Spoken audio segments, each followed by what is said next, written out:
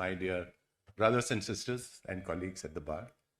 I am truly honored and privileged to be here amongst you to share with you my experience, whatever I have learned over a period of time as far as the trial advocacy skills are concerned. This is a program which is not going to be about any substantive law or procedural law. So I'm not going to be talking to you about any sections of law. Let me tell you, all of us are exposed to examination in chief and cross-examination since our childhood. So when you have a fight with your sibling, your parents ask you, "Kya hua? Kisne mara?" So that's where the examination in chief begins. And as you grow up, you come late from the school, you are asked, "Kahan the? Itni der kyun ho gayi?" So there is an examination in chief going on. And as you grow older and you're working, and I'm saying in a lighter vein, and you come back home after dinner and somebody's already waiting for you for dinner, you are told, "Aaj phir khana kha ke aaye hoge bahar." So that's a cross-examination. So there is a difference when information was sought from you, कि कहाँ थे, इतनी देर क्यों हो गई, to a suggestion कि बाहर खाना खा के आए होगे आज. That means something is being conveyed to you and you're being asked to say yes or no. So we have all experienced it, but yes, when we come into this profession, we need to relearn it and relearn it in such a fashion that we are able to efficiently assist the court. You see, the skills are all about us being efficient because the judges are the consumers of our skills.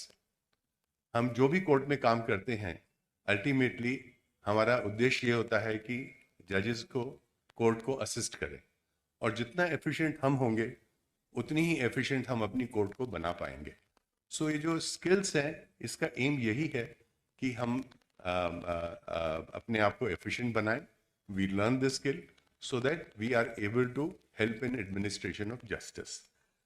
I have a small presentation that I wish to present before you.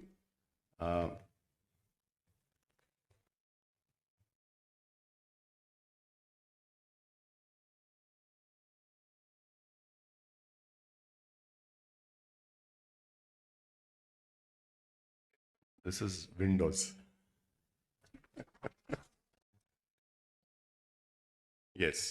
So since आप लोगों ने topic चुना art of cross examination, तो मेरी पहली slide ये है कि when do we cross examine. बड़ा छोटा सा सवाल उठता है, कब क्रॉस एग्जामिन करते हैं. तो क्रॉस एग्जामिनेशन इज नीडेड जब एक ऑपोजिट पार्टी अपना विटनेस लाती है, उसका एफिडेविट एविडेंस फाइल करती है सिविल केसेस में, या उसको एग्जामिन करती है in chief. You have to cross examine the witness, because otherwise if you don't cross examine, उसकी टेस्टिमनी पढ़ी जाएगी और हो सकता है आपके खिलाफ हो, आपके क्लाइंट के खिलाफ हो. तो क्रॉस एग्जामिनेशन की ज़रूरत पड़ती है. सो अपॉर्चुनिटी हमेशा दी जाती है क्रॉस एग्जामिन करने की. Now therefore that takes us to the first question. So examination in chief. Examination in chief में क्या होता है? एक विटनेस आता है एक पार्टी का. That witness has to tell the court कि क्या हुआ है. What is the story? What is it that the witness knows? So it is very important that we learn how to extract this story from the witness.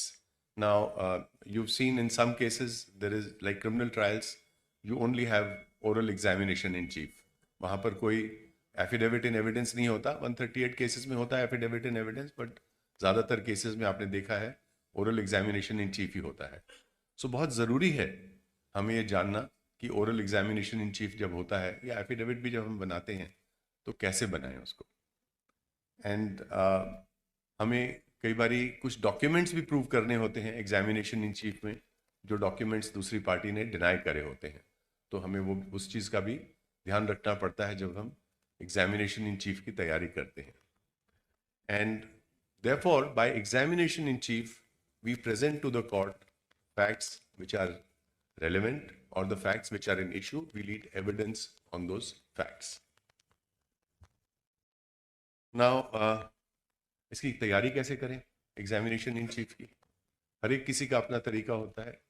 हमें law school में ये नहीं सिखाया जाता कि हम एग्जामिनेशन इन चीफ की तैयारी कैसे करें, how do we prepare. It is not a subject, it's not part of our curriculum. So we all learn by seeing our seniors or by seeing others that how they are going about the business of preparing for cross examination.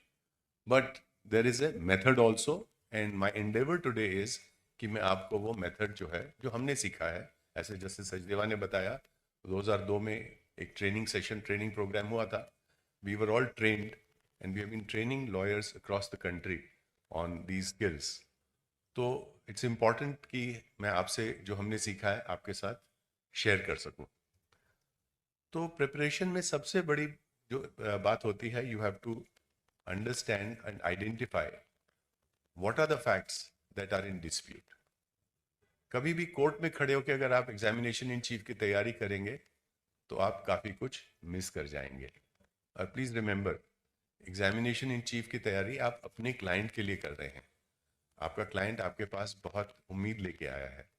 It is therefore important that we prepare sufficiently in advance for examination in chief, and therefore we need to read, we need to talk to the client, और हमें देखना होगा कि क्या facts हैं which are in dispute and what are the issues that are required to be addressed by the evidence of the parties.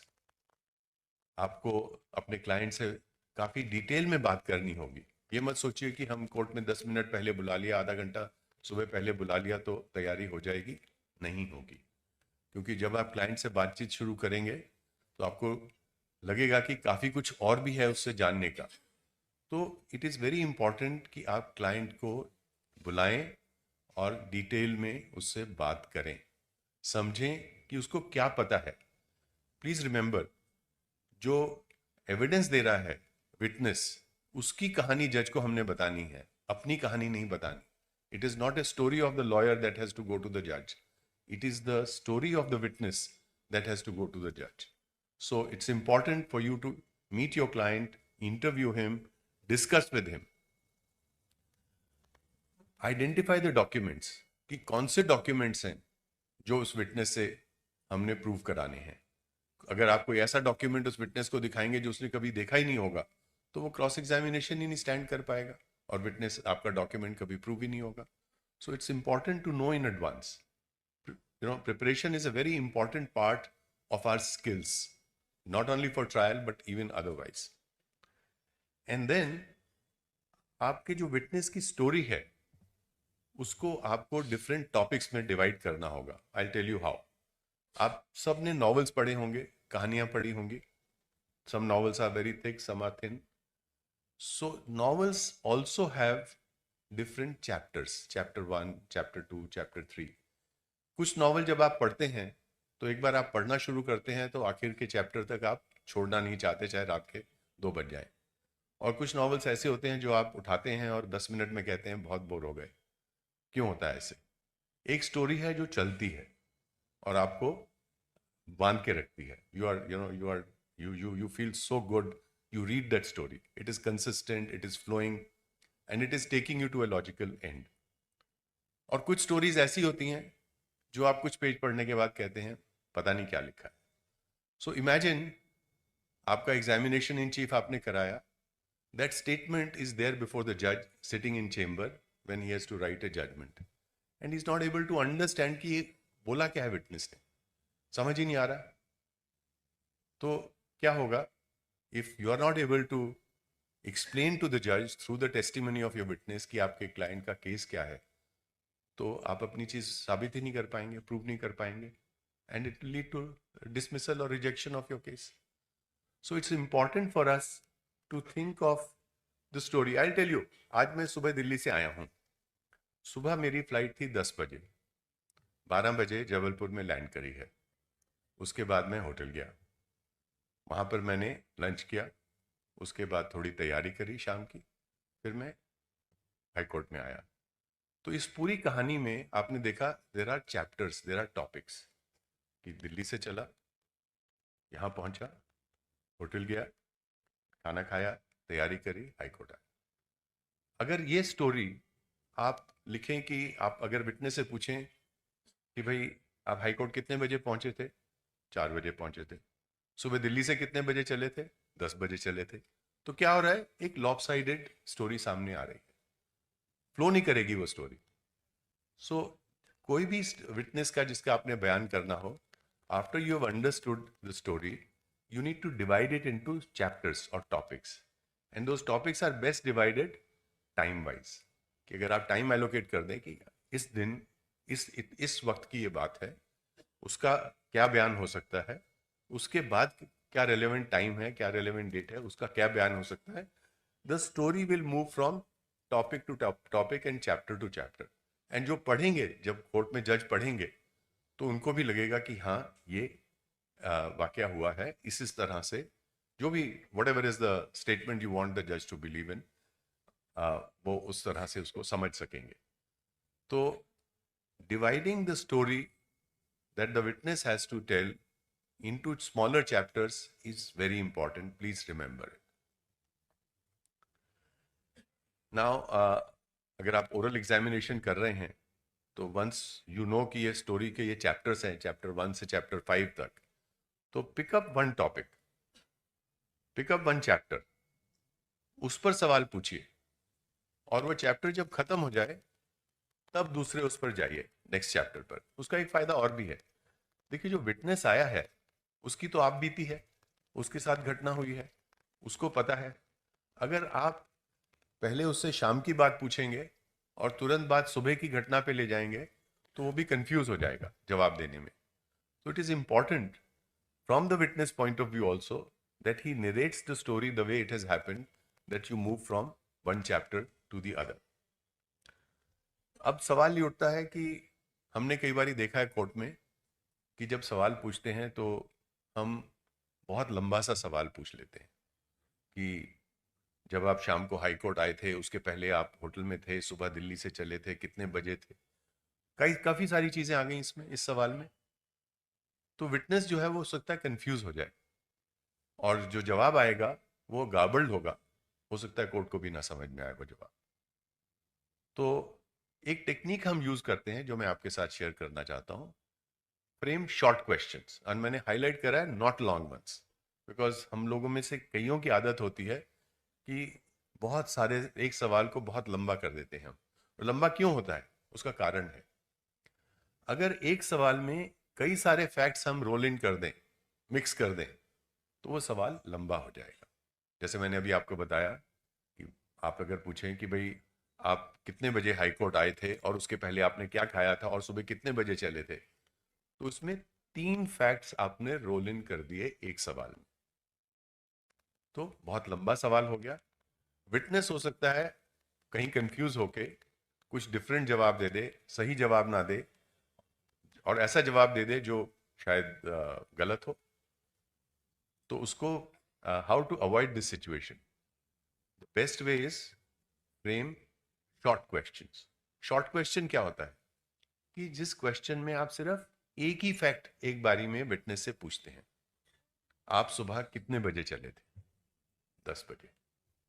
कितने बजे पहुंचे थे? 12 बजे। तो क्या हुआ, एक सवाल में एक बार में एक ही फैक्ट पूछा गया है। सो वंस आप इस हैबिट को अपना लेंगे कि एक क्वेश्चन में, शॉर्ट क्वेश्चन होगा, एक ही फैक्ट आप एक बारी में पूछेंगे, तो जो स्टोरी है वो बड़ी अच्छे से सामने आ जाएगी, वो घुमावदार स्टोरी नहीं होगी जिसमें समझने में भी दिक्कत हो। और फिर एक और टेक्निक यूज करते हैं हम बोलते हैं link the questions to previous answer. So कैसे करते हैं मैं आपको बताता हूं। मान लीजिए आपने सवाल पूछा कि आप कितने बजे सुबह दिल्ली से चले थे, हमने जवाब दिया 10 बजे चले थे। तो अब हम आपके पास एक जवाब आ गया कि 10 बजे दिल्ली से चले थे। तो अगला सवाल ये होता है कि जब आप दिल्ली से 10 बजे चले, तो आप कितने बजे पहुंचे? तो एक आपने पिछले सवाल को लिंक करते हुए अगला सवाल पूछ लिया, तो जवाब आया 12 बजे पहुंचे। तो जब आप 12 बजे पहुंचे जबलपुर पे, तो वहां से कहां गए? सो what you are doing is you are linking the previous answer to the next question. उससे क्या हो रहा है कि आपकी स्टोरी भी कंसिस्टेंट बनती जा रही है। जैसे मैंने आपको बताया था, एक टॉपिक आपने पकड़ा तो एक स्टोरी कंसिस्टेंट आपकी बन जाएगी उस टॉपिक पर, अगर आप अपने जवाब को, अपना अगले सवाल को पिछले जवाब से लिंक करेंगे तो। ऑफ कोर्स जब आप नए चैप्टर में जाएंगे तो आपको नए सवाल पूछना पड़ेगा, but this is a good idea. और उसमें क्या होगा कि आप भी जो है जब आप सवाल पूछेंगे तो you will also not lose track of what you are asking. And of course हम सब ने देखा है किसी समय at some point of time और द अदर कि हम एग्जामिनेशन इन चीफ में सवाल पूछते हैं विटनेस से, या तो कोर्ट से ऑब्जेक्शन आ जाती है या ऑपोजिट साइड से ऑब्जेक्शन आ जाती है leading question. So leading question तो आप पूछ नहीं सकते एग्जामिनेशन इन चीफ में, एंड दैट्स अ चैलेंज कि हम कैसे अवॉइड करें। And as justice Sachdeva said, leading questions वो होते हैं जिसमें you have an answer, and leading questions are not allowed in examination in chief. तो हम कैसे सवाल बनाएं जिससे कि वो सवाल जो है हमारा लीडिंग क्वेश्चन ना रहे, तो उसकी एक टेक्निक है जो मैं आपको बताना चाहता हूं। वो टेक्निक ये है कि अगर आपका प्रश्न जो है उसके शुरू में आप लगा दें what, when, where, why, how, describe, explain, तो आपका जो प्रश्न है वो एक ओपन एंडेड सवाल रहेगा, क्योंकि उस सवाल में जवाब नहीं छुपा होगा। जैसे मैं आपसे पूछता हूं what is the colour of your shirt, तो मैंने सवाल किससे शुरू किया? व्हाट से शुरू किया। शर्ट का कलर मैंने उनसे पूछा है, मैंने नहीं बताया उनको। तो क्या सवाल था? What is the colour of your shirt, तो वहां से जवाब आएगा white. So the witness has answered, because in examination in chief the जज wants to know what witness has seen, what witness has suffered. Judge does not want to know in examination in chief what you want to tell the witness. So please remember, ये बहुत important distinction है। और examination in chief में आपका सवाल leading question ना बने, उसके लिए आप ये जो मैं आपको प्रीफिक्स बता रहा हूं व्हाट, व्हेन, वेयर, व्हाई, आप अभी थोड़ी देर में हम एक एक्सरसाइज भी करने वाले हैं जहां आपको मैं रिक्वेस्ट करूंगा आपको कुछ ये टेक्निक यूज करने के लिए। तो यू विल रियलाइज कि जब आप what, when, where, high, why etcetera लगाते हैं तो वो सवाल जो है वो लीडिंग क्वेश्चन नहीं होता है, बिकॉज द आंसर और द रिस्पॉन्स और information is coming from the witness. You are not supplying the information.